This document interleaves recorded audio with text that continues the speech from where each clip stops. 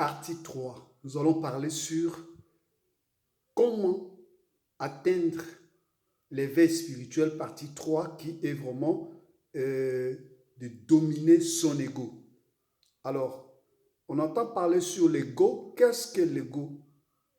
L'ego est vraiment la partie obscure de l'être humain qui le ramène en bas et qui ne fait que le noyer dans l'obscurité et qui ne peut pas atteindre vraiment les dimensions subtiles, atteindre vraiment la lumière. Alors,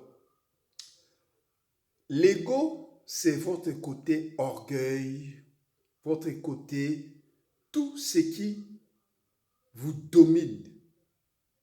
Vous aimez injurier, vous aimez bagarrer, vous aimez tout ce que vous aimez faire, ce qui est obscur. Ça, c'est votre ego.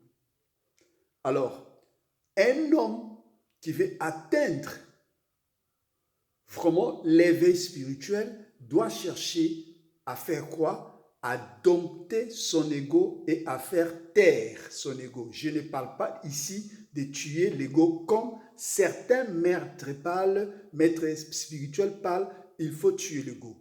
L'ego est une chose, ça veut dire que c'est une chose spirituelle, on ne peut pas les tuer, mais on doit les dominer parce que c'est la deuxième nature. Au-dedans de l'être humain, il y a ce qu'on appelle la nature divine et il y a la nature obscure. Ça veut dire que la nature obscure qui est votre ego, qui sont des choses qui vraiment, qui vous fatiguent, qui pèsent vos fardeaux intérieurs, qui vous fatiguent, qui créent en vous le karma que vous devez faire sursoir, mettre les pieds dessus afin de le vaincre pour atteindre, pour être léger et atteindre vraiment la lumière. Et c'est ça qu'on appelle ego. Ça veut dire que vous ne les tuez pas, mais vous les dominez. Alors, certains maîtres te diront, il faut tuer l'ego, il faut tuer l'ego. Alors, l'ego ne meurt pas.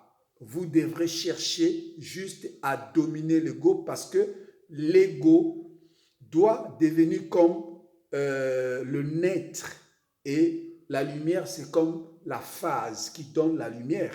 Alors, je dis bien sans le naître, il n'y aura pas d'électricité dans la maison. Ça veut dire que le côté obscur et le côté lumière sont toujours ensemble.